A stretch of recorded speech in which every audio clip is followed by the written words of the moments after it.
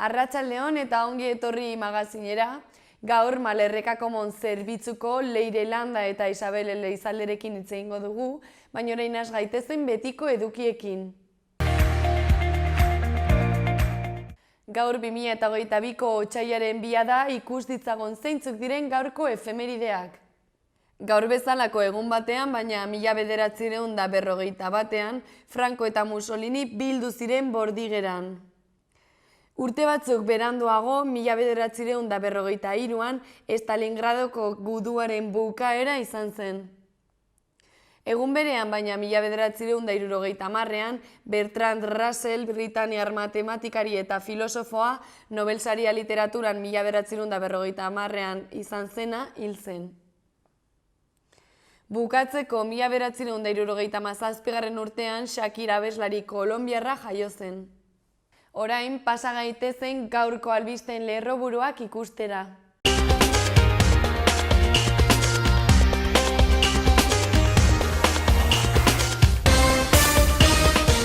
Arratsaldeon eta ongi etorri bertan berri albistegira, gaur otsailaren 2 da, asteazkena hauek dira Iruñerriak eta Nafarroak utzitako albiste nagusienak. Azken 24 orduotan, Nafarroan 1062 COVID kasu berri zenbatu dira. Garapen ekonomikoko departamentuak biltegiratze sistemak sortzeko autoelektrikoen bateriak berrerabiltzen dituen proiektu bat diruz lagundu du. Zigudosa kontseilariak Santiago Ramón y Cajal nabarmendu du bikaintasunezko ikerketa zientifiko baten adierazle eta adibide gisa. Nafarroko toponimiaren datu basetik 86.000 puntu kartografikoaren koordenatuak jaso ditu Euskaltzaindiak bere datutegi toponimikorako. Iruñeko udalak LGTBI bai kanpaina abiatu du sexu eta genero aniztasunarekiko errespetua eta aintzatespen positiboa sustatzeko. Otsailean zehar Iruñeko udalak Sanferminetako mahaiak deituko ditu. 500 eta zutik lelopean ospatuko du Ernaik aurtengo udaberriko ekimena, musika, doinu hitzaldi eta tailerrak antolatu ditu baztan gazte independentistek. Tasio Erkiziaren Jan eta Jabe liburuaren aurkezpena eginen da Hortzegunean Elizondon. Korrikari buruzko uhinak dokumentala estrenatu da.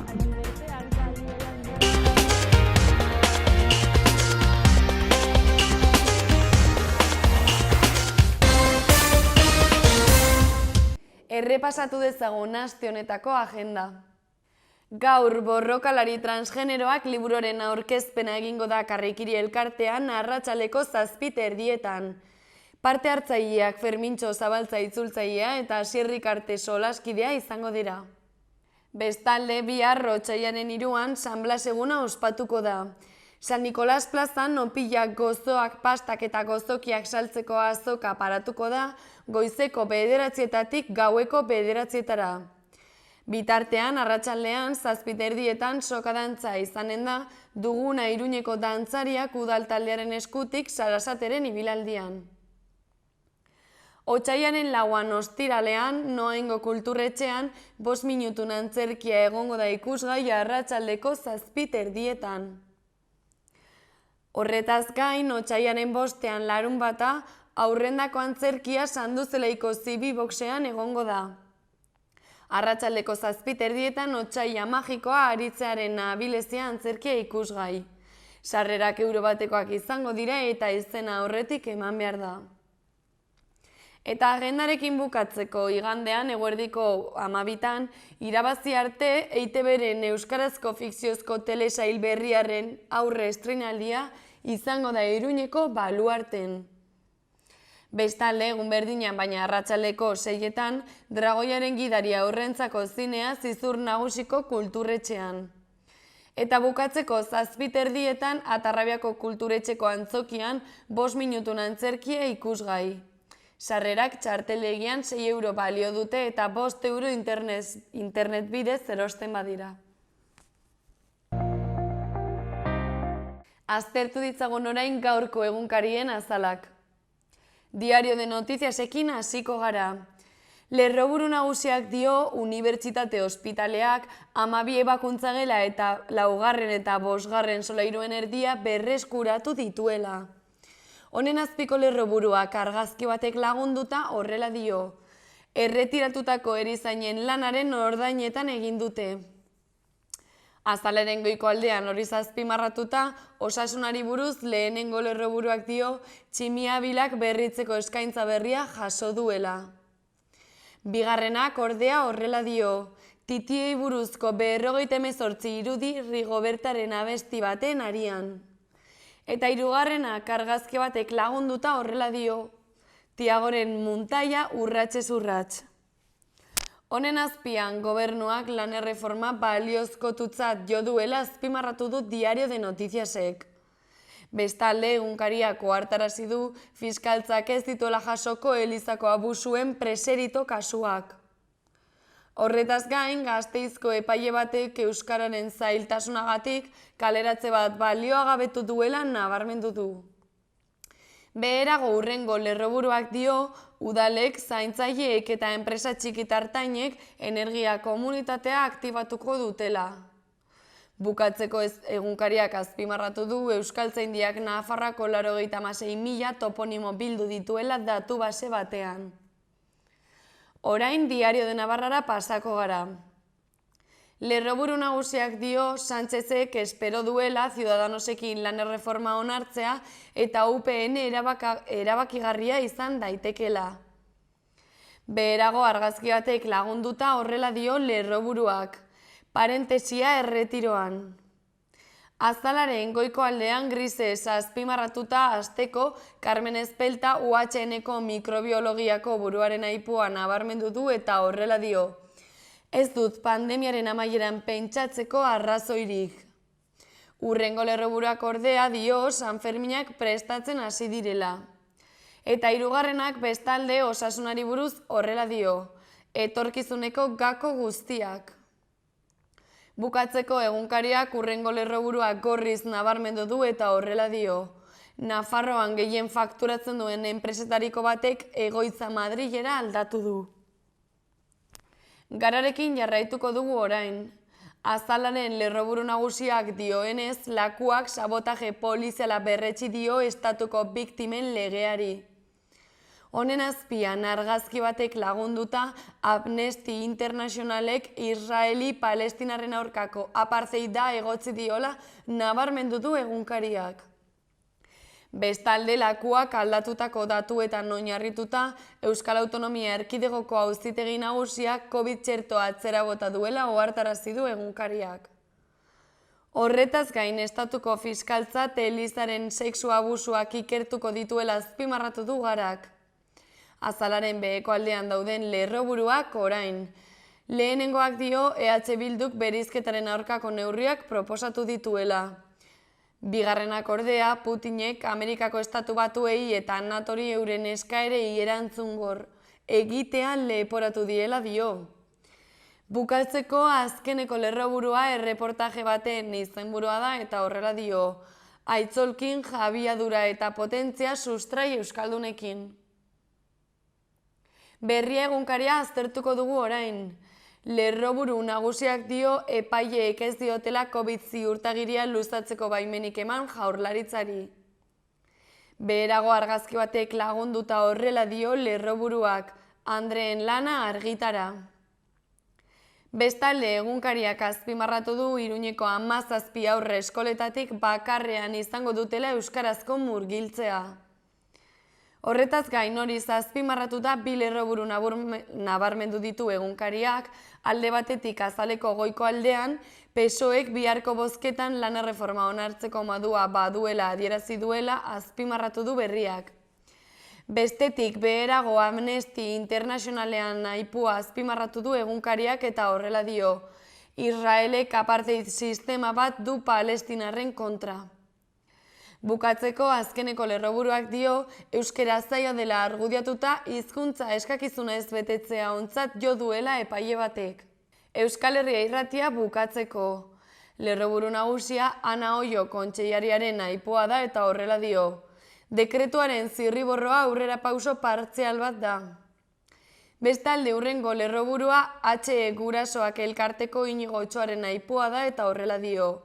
Iaz, presioaren eraginez euskarazko plaza gutxi batzuk sortu ziren, aurten ere saiatuko gara. Bukatzeko datozen 3 asteotan udalak Sanfermietako mahaiak bilduko dituela nabarmendu du Euskal Herria Irratiak. Ikus dezagun orain gaurko eta biharko eguraldiaren iragarpena zein den. Gaur asteazkena eguraldi eguzkitsua izango dugu bueltan eta termometroek egunez nabarmen egingo dute gora. Goizaldean eta goizean goiz hodeiekin hondarrak geratuko dira oraindik, bereziki ipar-ekialdean, baina egunaren zati handi batean zeru oskarbia edo ia oskarbian nagusituko da. Bestalde, zenbait lekutan behe-laino agertuko da goizean goiz eta barnealdeko txoko batzuetan izotza egingo du. Hori bai, temperatura maksimoak asko igoko dira eta leku askotan 15 gradu zentigradu ingurura helduko dira termometroak. Haize suabea ibiliko da ekialdekoan nagusi kostaldean eta aldakorra gainerakoan. Ostegunean eguraldi argitsuarekin jarraituko dugu eta garairako temperatura epela izango da. Arratsaldean erdi mailako hodeiak eta goi-hodeiak ugarituko dira, baina orokorrean egunan nahiko eguzkitsua izango da. Eguna lanbro eta behe-lainoarekin hasiko dugu zenbait lekutan eta izotza egingo du barnealdeko txoko batzuetan, bereziki Araban eta Nafarroan. Baina erdiko orduetan temperatura goxoa izango da. Beroenak 14 eta 16 gradu zentigradura iritsiko dira, eta gainera haizean nahiko suabe ibiliko da mendebal osagaiko ukituarekin, kostaldean tarte biziagoren bat izango du.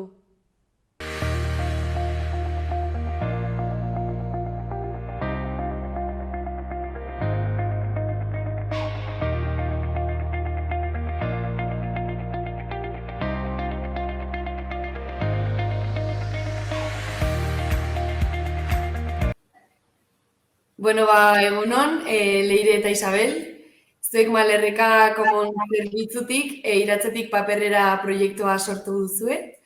Orduan, azaldu guztue pixka, zertan datza proiektu hau?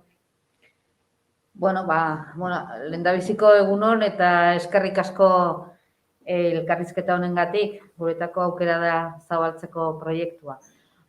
Proiektua hasi ginen pixkota lantzen orain dela urte bat, gu gara mikrokooperatiba txiki bat, Malerrekan gaude, eta da mikrokooperatiba bat insertzio laborala bultzatzeko. Eta orduan guk ikusten ginen, alde batetikan gure asmoa zela lan berriak sortzia, gure langilei bertze aukera berriak ere eskaintzeko, eta aldi berean, posible balin baginun, gure eskualdean dauden arazoak edo dauden baliabideak ere probestia, ez? Eta orduan, gure mendietara begiratzen ikusten ginen, hor bazirela iratzelaia unitz erabiltzen ez zirenak, ez? Badakizu hemen lehenago iratzi erabiltzen zen unitz, guainikan bada jendea erabiltzen duna, bino badira unitz utziak, ez? Eta hasi ginen begiratzen, ze bertze erabilerak izaten altzitun iratziak pixkot aztertzen edo bilatu nahian. Eta orduan hor, hasi ginen kontaktotan errenteriko teknika erakundekin, teknika da zentro bat ikerketa aplikatua lanbide heziketarako, eta beraiek, erraten ziguten oso gauza interesgarri izaten altzela ere lanbide heziketarako, eta hor hasi ginen batzukin eta bertzekin solasen, eta beraiek bideratu ziguten Beilixek Don Bosco ikastetxera, Tolosako Don Bosco ikastetxera, zerenan papera egiten dute. Eta orduan, beraiekin jarri ginen harremanetan, eta beraiek bat zuten proba txiki bat egina iratzekin, eta lortu zuten papera egitea. Claro, gero ikusi behar da, papere horrek zenolako ezaugarriak jun, eta benetan erabiltzen alden produzitzeko zerbait ere eta gero saltzeko. Eta orduan, hasi ginen harremanetan, eta bi aldetik ikusten ginen gogua zerbait ere egiteko, eta hasiera batean aurkeztu ginen proiektu txiki bat teknikara. Bino hor ez ginen lortu diru laguntza. Bino ez ginen eutxi, eta orduan ez ginen erran, bueno, pues ya está, guzten dugu, ez. Segitu ginen horrekin, eta sortu zen aukera ministeriotikan atetzen dute deialdi bat urtero, lanbide heziketako ikastetxendako berrikuntza proiektuak sortzeko, eta orduan hor, Don Boskotikan jarri ziren harremanetan Salesianosekoekin eta Teknaliarekin. Eta gero Konexiones Inprobables-ekoekin. Eta denon artean asmatu ginen proiektu bat, aurkeztu ginen eta onartu digute. Orduan oain dugu urte hau proiektu hori egiteko. Zer egin behar duguna? Ba, xume. Guk hartzen dugu iratzia. Eta iratzetik, ostoak ate behar dugu alde batera, eta bertze aldin ziria. Zeren ziria da benetan hor dago zelulosa. Hori eramten dugu Tolosara, Tolosako ikastetxean baituzte makinak papera egiteko, orduan ja saiakerak egin dituzte hor pasta egiteko eta papera egiteko, beraien ikaslekin. Eta gero paper horrekin bigaliko da Salesianosera, Salesianos badakizue arront esperientzia handia du inprimaketan. Eta orduan beraiek egin dituzte bizpahiru saiakera ikusteko zein den teknika hoberena inprimatzeko. Eta gero Teknaliak eginen du ikerketa bat ikusteko iratzeren nanozelulosa hori zenolako ezaugarriak jun, gero bertze aplikazioak edukitzeko. Eta guk ikasiko dugu gero papera egiten iratzekin. Eta ikasleak, ikastetxeko ikasleak ikasiko dute nola egin papera eta nola inprimatu. Eta hori da. Bueno, oso interesantea da proiektua. Bai. Bai, Leire eta Isabel ordan nire galdera da, oso ongi azaldu zuten datza proiektua eta helburuak, eta zehazkin nori zuzendu nahi diozue proiektua, ipatu zu ikaslekin landu nahi duzuela, baina ze ikasle motarekin edo ze ikasketa, hori da, ze ikasketak lantzen dituzten ikasleak. Bueno, hemen guretako importantena, ikastetxeak egin behar dute beraien ikaslendako. Orduan, beraiek badute ikasle batzuk paperean eta inprimaketan ikasten nahi direnak. Bino, guretako, gure helburu importantena da gure langilendako formakuntza hori ekartzea. Zeren guk nahi dugu gure langilek ikastia nola egin papera artesanala iratze horrekin. Eta gero, hortikan guk kapaz balin bagara papera egiten, guk hortikan sortuko dugu lana, alde batetikan iratzia hartzen, bertzaldetikan papera egiten eta papera saltzen. Formatu ezberdinetan, izaten alda, ez dakit, hori ere ikusiko dugu, hori dena ongiatetzen balin bada. Aurten egin behar ditugu saiakerak. Igual, atetzen da gitzongi, edo igual erraten digute, eske bakarrikan edo lortzen dugun kalitatea ez da ona, edo, hori ikusiko dugu. Bino dena ongiatetzen balin bada, hori izan entzen asmoa. Lortzia, bertzen lan batzuk sortzia, eta guk ere produzitzia papel hori, gero, nik zer dakit, kuadernoak egiteko edo bertze gauzak egiteko, ikusiko ginen. Eta hauek zenbateko iraupena izango dute? Barkatu? Saiakera hauek, zuk aipatutako saiakera hauek orain martxan jarri duzula proiektua, zenbateko iraupena izango dute gero benetan emaitza ikusi arte? Bai, prozesu guzti egin behar duguna du urte bateko epea. Hau da, oain hasi gara eta kitiko dugu heldu urteko martxoan.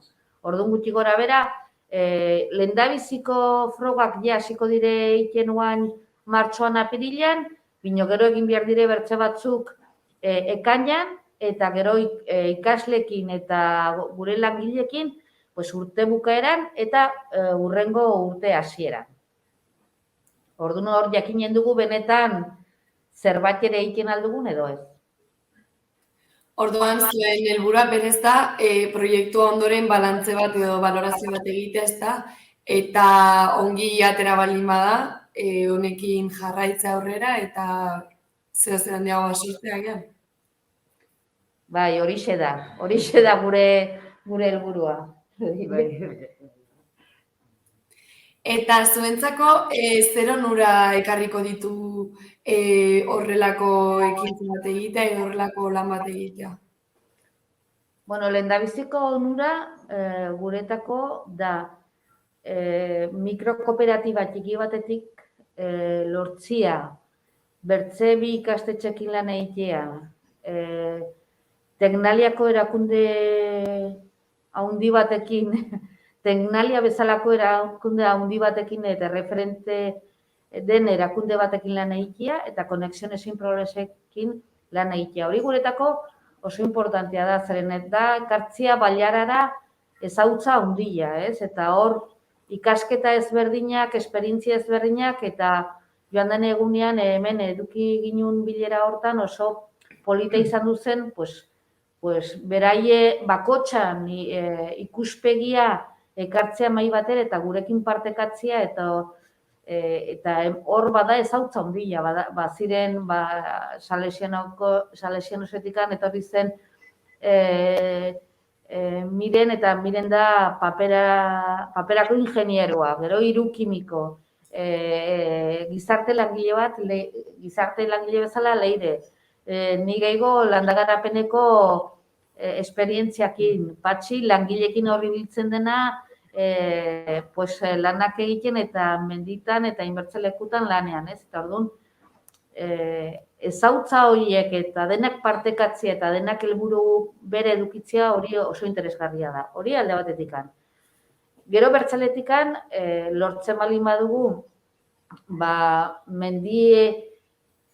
mendien kudaketa gure ekarpen txiki unekin hobetzia, hori ere oso importantea da. Zen azkenean hemen mendien kudeaketak badu bere arazoa eta badu bere erronka, ez? Eta importantena da lortzia lan berriak gure langileendako eta bihar duten jendendako. Hori da benetan gure helburu nagusiena eta erronka importantena. Barkatu, Eta adibidez, Malerreka Komunek ze beste proiektutan lan egiten du edo ze proiektu motan lan egiten du edo oraintxe zertan zaudete? Bueno, guantzen bertan ari gara proiektu honekin, justu orain martxoan egin du urte bat hasi ginela. Uain sartu gara proiektu honetan, oso proiektu potentea da guretako, zen azkenean ditugu 3 langile, egoen bertze pertsona bat kontratatu behar dugu, gehi Patxi, gehi Leire, eta gehi ni. Eta ari gara bertze proiektuetan sartu nahian, behar bada, guainikan pixkot goiz da errateko zertan ari garen, ez? Bino gehienak dire hildo hortatik, hau da, ikusi ze beharrak dauden zonaldean, eta saiatu bai zerbitzuak eta bai lan berriak sortzen. Gaur egun gure eskaintza da, guk eskaintzen ditugun zerbitzuak, dire jardineriko zerbitzuak, hau da, egon gara desbrozatzen hemen joan den urtean bide berdea, guain daude Lehurtzan lanean, Bertizko jauregian ezparkian egon gara ere lanean, udaletxe batzuk kontratatu egin digute lan batzuk egiteko, Legasan, Labainen, Erasunen, Donesteben, Zunbilan, eta guaina egin gara ere poliki-poliki partikularrekin egin ditugu ere, partikularrendako ere egin ditugu hainbertzelan, eta garbiketetan hasi gara guain berriki. Poliki-poliki hori pixkot lan hildo hori ere bultzatu nahian. Orduan da, Alde batikan bi lan ildo horiek, jardineriko lanak eta garbiketak, eta gero bertzaletikan proiektu bereziak, ez? Eta kasu honetan, oain sartu gara buru belarri hortan, bino baditu gure bertza batzuk, ikusiko dugu poktefa bat sortzen dugun edo ez, bino ikusiko dugu. Oso ongi, argi dago, proiektu interesgarriak ez, esko artean eta hainbat helburu zehaztuta, Orduan, orain elkarrezketa bukatzen joateko, zeo zer gehitu nahi baldin baduzue, zuen txanda. Bale, Leire? Nire aldetik garrantzitsua iruditzi zait horrelako proiektuetan sartzea, gehien bat, ni orain gizarte langile bezala nagoen moduan egonda, azkenean badago jende asko zaitasuna ditula bai lana aurkitzeko edo lana egiteko, beste gabe, dituzten, bere historiekin. Eta orduan horrelako proiektutan sartzea eta lan aukerak ematea zailtasuna dituzten pertsonei, interesgarria iruditzen zait, eta beharrezkoa gehien bat, gauden gizartean egonda. Eta, horrelako proiektuak eta horrelako gure mikrokooperatiba hontan lan egitea, azkenean, da pixkat, hildo guztietatik hartzea ez, pixkat naturarekin bat egitea, gizarteari ere, bultzada pixka bat ematea ez, zailtasuna dituzten pertsone, eta azkenean oso interesgarria iruditzen zait, eta aukera gehiago dauden, eta laguntzeko aukera dugun. Oso ongi, oso interesgarria kontatu diguzena. Eta, Leire eta Isabel, espero dut oso ongi ateratzea proiektua eta arrakastatxoa izatea. Esker mila zuei. Esker. Venga, adio.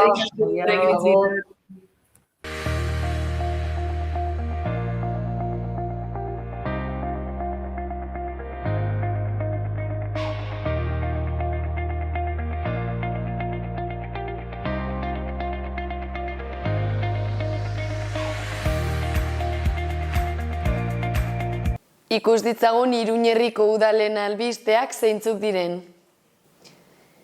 Eguesibarren apirilaren 3an egingo den DN Management enpresen lehenengo lasterketa aurreko astean aurkeztu zitzaien Nafarroako enpresetako giza baliabideetako zuzendariei konpainia bakoitzari Diario de Navarrak proposatzen duen ekimenaren filosofia helarazteko. Diario de Navarraren egoitzan 10 pertsona baino gehiago bildu ziren DN Managementek antolatzen duen lasterketaren xehetasun guztiak ezagutzeko, horien artean Laboral Kutxaren babesleak eta Eguesibarreko udala. Lasterketak Nafarroako Gobernuaren garapen ekonomiko departamentuaren laguntza ere badu, izen emateko lehenik eta behin enpresak inprimaki bat bete beharko du webgunean bertan inskripzioen atalean. Bestalde, Etxaurin otsailaren 4an arratsaldeko 6etan Etxauriko udaletxean emakumeentzako tailerra egonen da.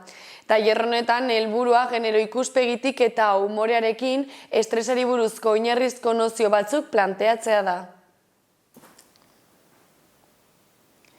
Iruñeko udalak LGTB-si, LGTB-bai kanpaina abiatu du sexu eta genero aniztasunarekiko errespetua sustatzeko xedez. Lelorre kolektiboaren ohiko inizialekin jokatzen du, baina gehigarri positibo horrekin. Aniztasuna aitortzea eta onartzea sexu orientazioari, genero adierazpenari, sexu eta genero identitateari, harreman afektibo, sexualei eta familia harremanei dagokionez. LGTBI fobiaren kontrako kanpaina honen bidez, udalak Iruñean LGTBI pertsonak ikustarazten eta haien benetako berdintasuna sustatzen laguntzen du. Lesbiana, gay, bisexual, transexual, transgenero eta intersexualen eskubideak garatu eta bermatzea eta pertsona horiek diskriminazio eta indarkeria egoerak pairatzea saihestea gizartearen zein erakundeen erantzukizuna da, hartara ziurtatzeko aniztasun afektibo eta sexuala askatasun osoz bizi daitekela. Kanpaina hau abian jartzea bat dator Arrotu zentroaren urteko lehen hiruhilekoko jarduera programarekin. Martxoa bitarte 15 bat ikastaro lantegi hitzaldi eta topaketa antolatu dira herritar orori irekita eta doanik. Bestalde udalak otsailean deituko ditu Sanferminetako mahaiak 2022ko jaiei begira jasotako proposamenak aztertzeko. 3 mahai espezifikoak otsailaren 8an, 9an eta 16an deituko dira San Ferminetako mahai orokorra otsailaren 22an egiteko. Jasotako iradokizun interesgarri eta bideragarriak zehazteko bilerak izango dira 3 eta San Ferminetako mahai orokorrean hurrengo bilkura eramango dira. Otsailaren 22an deitzea aurreikusten da, asmoa jaiei buruzko hausnarketa zabal bat sortzea da, COVID-19 pandemiak sortutako osasun egoerak behartuta 2 urtez bertan behera geratu ondoren. Bukatzeko, Iruñeko udalak apirilaren 25 arte luzatuko du COVID terrazen funtzionamendua. Horrela, pandemiaren ondorioz irekita dauden ostalaritzako aldi baterako espazio horien baimenak beste 2 hilabetez luzatuko dira, epea otsailaren 13an amaitzen baitzen. Luzapen horrekin asteko oporraldia amaitu arte irekia ahal izango dira.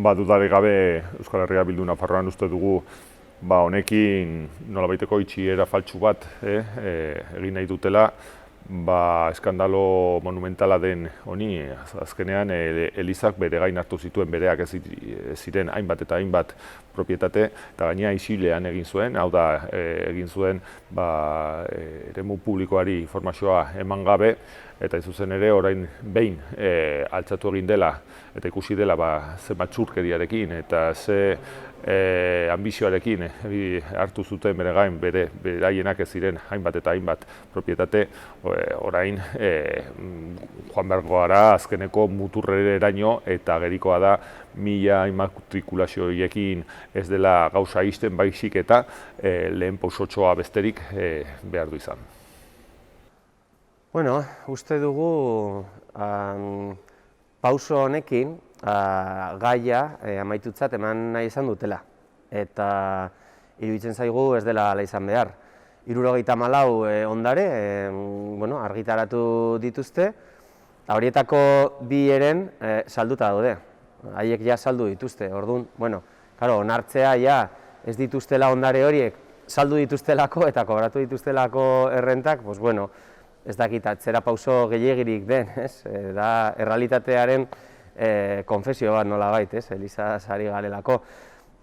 Eta gero, 74 ondare besterik ez dira, eta kalkulatzen da, Nafarroan behintzat 3000 ohar, 3000 nota badaude, onartuta, inskripzio ezberdinekin. Eta kalkulatzen da, 3000 nota horien arabera, 5000 ondare inguru izan daitezkela Elizak sartu edo erregistratu dituenak, berarentzat. Orduan, guretzat kontua ez dago amaituta, inolaz ere, eta Nafarroako herriek eta haien jabetzeak errekuperatzearen alde lan egiten jarraitu behar dugula pentsatzen dugu.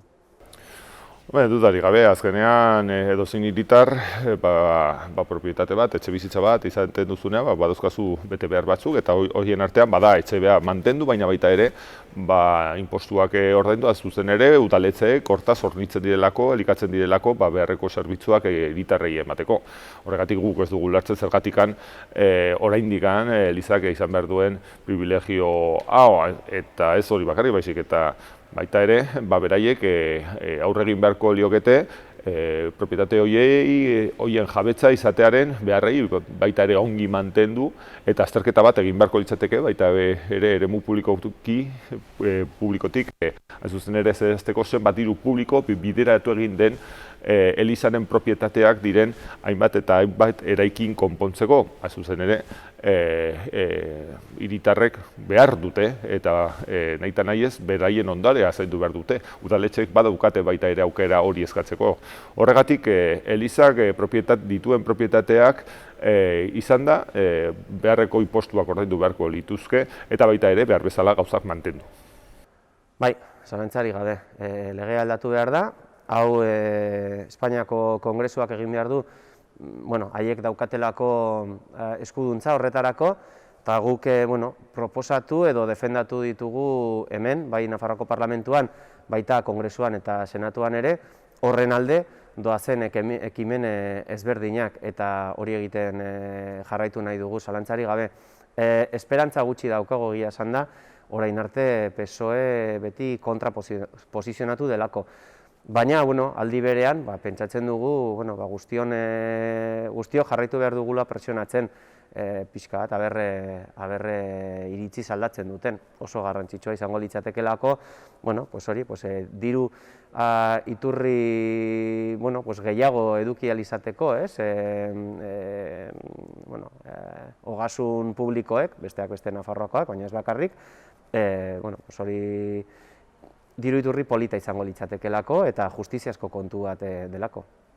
Dudari gabe, azkenean, udaletxeek da berezku daukatenak errebindikazio aldarrikapen horiek egitea, eta badakigu nola udaletxe guztiek ez daukaten behar bezalako bitartekoak horri aurre egiteko. Horregatik, guztianegatik, Nafarroako gobernua behar du izan, behar ditu jarri bitartekoak eta bere zerbitzuak udaletxeen mesedetarako, eta hauek beraienak diren propietate guztiak berreskurratzeko. Horregatik Nafarroako gobernua badauka zer egin, eta gu hortan baita ere bultzatu egingo dugu. Eta Elizak egin beharko lukena, noski, da lehenik eta hemen errekonozitu egindako kaltea, sortutako eta lapurtu dituen. Ez zuzen ere, hainbat eta hainbat eraikin eta eseri eta bere jabei eman. Jakina, normalean edo kasu gehienetan jabeak herriak dira, udaletxeak dira. Hortaz, patrimonio komun bat eta hitz egiten ari gara, eta Elizak egin beharko lukena da hori behar bezala itzuli. Bai, guk pentsatzen dugu bideak daudela eta egin daitekeela. Horretarako, hiru eszenatoki, hiru aukera ikusten ditugu. Alde batetik ikusten dugu negoziazioaren bidea, orain arte pixkatxo bat ibili dena, ikusi dugu ondare hauekin gertatu dena, 74 ondare hauekin, oso emaitza urria eman du orain arte bide horrek, baina pentsatzen dugu inoiz ez den baztertu bide bat dela. Gero beste bat da udalek erreklamatzea haien ustez haiena dena. Eta hor ditugu adibide famatuak, Nafarroan adibidez, Usueko udalak eskatu dio Elizari, ermita bat, Otsagikoak ere bai. Zoritxarrez, momentuz, Nafarroako tribunalek ez diete arrazoirik eman, eta oso bide zaila da.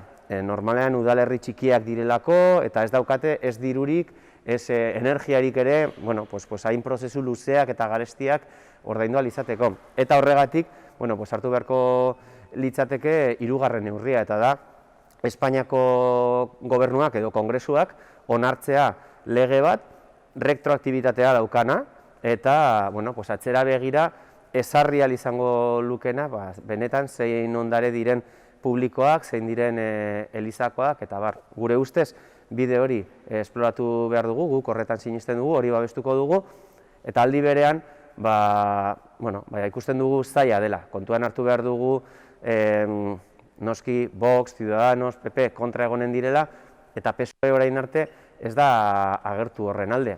Are gehiago, PSOEri asko kostatu zitzaio, PSOEk ez zuen Aznarren legea bertan bera utzi. Aznarren legea bertan bera utzi zen 2015ean, Rajoyren gobernuan, eta PSOEren gobernu barruan adibidez soil bat da, baina esanguratsua, adibidez, Kordobako mezkita erregistratu zuen Elizak bere izenean katedral moduan. Orduan, mesfidantza sorrarazten digu, baina aldi berean ikusten dugu biderik sendoena hori dela. Elizarekin bat egiten duena, hor, kongresuan, Elizak eta Eliz gizonek sortutako hainbat eraso adingabekoei agerian atera egin dira mundu osoan, eta agerikoa da, Estatu Espainolean behar bezalako ikerketarik ez dela egin, horregatik guztiagatik EH Bildu beste eragileekin, Esquerra Republicana, Katalunia eta barrekin, eskatu dugu ikerketa batzorde bat eratzea Kongresu Espainolean, hortan Elizak sortutako kalteak eta egindako erasoak eta gehiegikeri guztiak gerian usteko, eta benetan beste estatuetan egin den bezala biktima guztiei behar bezalako tratamendua emateko. Bueno, gaurkoan nola ez, hitz egin behar dut, administrazio publikoan sartzeko merituak baloratuko dituen dekretuaz. Ez da euskararen dekretua, askotan esaten den bezala, da administrazio publikoan sartzeko dekretua. Eta diferentzia garrantzitsua da, ez? Bueno, edozein kasutan, bai nahi dut aipatu, geroa bai Remirezek proposatu duen dekretuaren kontra dagoela. Kontra gaude, batez ere, baina ez bakarri, baina batez ere, eremu ez euskaldunean euskara ez duelako baloratzen. Hau, onartezina iruditzen zaigu, pentsatzen dugu gutxienez, eta hau oso gutxi da, eta mingarria da ere onartzea, baina gutxienez atzerriko hizkuntzak bezain beste baloratu beharko litzatekela eremu ez euskaldunean. Guretzat gutxi izango litzateke, baina hori lurra izan beharko litzateke, minimo bat izan beharko litzateke. Horretara ere ez da iristen, zero baloratzen da, eta noski kontra gaude ez.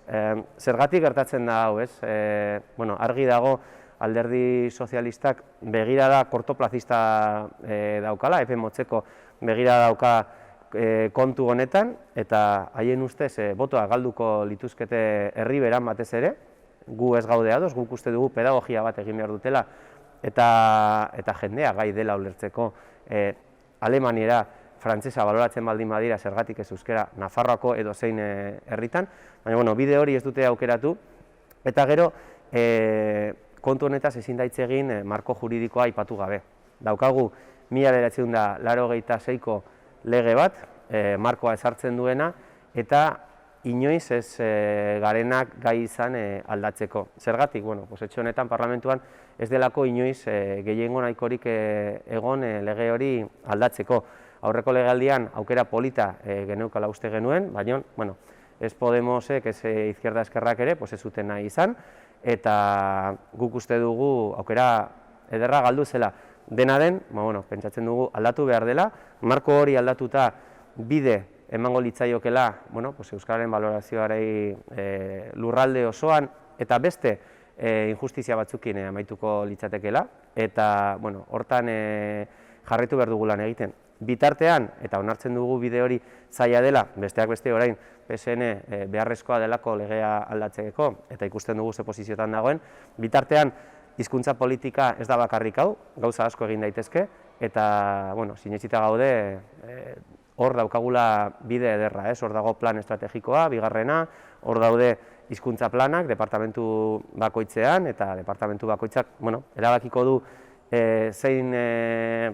zein postu diren publikoari begira daudenak, eta hor bermatu nahi da zirkuito edo bilbide elebidunak egonen direla, oso garrantzitsua iruditzen zaigu hau bermatzeko euskarazko arreta, eta esan dudan bezala, ahaztu gabe jarraituko dugu lan egiten dekretu hobe bat edukitzeko, merituen dekretu hobe bat edukitzeko, baina ahaztu gabe beste bide horiek oso garrantzitsuak ere badirenak.